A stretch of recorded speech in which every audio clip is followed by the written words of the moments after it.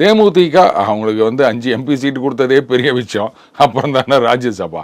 நாங்கள் வந்து நேரம் வரும்போது சொல்லுவோம்னா ஏங்க கூட்டணி பேச்சுவார்த்தை நடத்தி உடன்பாடுன்னு போது கைது போட மாட்டீங்களா பேப்பரில்? வெளில வரும்போது ஒரு பேப்பர் எடுத்து காமிப்பாங்கல்ல இந்த கூட்டணி கட்சி தலைவர்கள்லாம் அந்த உடன்பாடு அப்படின்னு.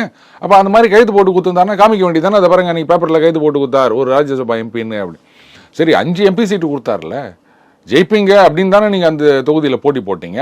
அப்புறம் என்ன ராஜ்யசபா எம்பி ஒன்று கொடு அப்படின்னு. அப்போ உங்களுக்கு அன்றைக்கே தெரியுமா அஞ்சலி நாங்கள் ஜெயிக்க மாட்டோம், இப்படியாவது ஒரு எம்பி வாங்கிக்கலாம் அப்படின்னு.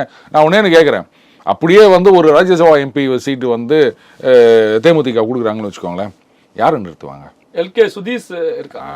திருப்பி திருப்பி திருப்பி உங்க குடும்பத்தில் இருக்க அத்தனை பேருக்கும் பதவி குத்துன்னு இத்தனை நாளாக கட்சிக்கு உழைச்சவன்லாம் ஒன்றும் இல்லாமல் போனோம். கட்சியே ஒன்றும் இல்லாமல் போயிடுச்சு. அப்புறம் தானே மற்ற நிர்வாகிகளை பற்றி உங்கள் குடும்பத்தில் இருக்கவங்களுக்கு போஸ்டிங் கொடுக்கறதுக்கு தான் வந்து அதிமுகவில் இருக்கவங்கெல்லாம் இது பண்ணிட்டு இருக்காங்களா?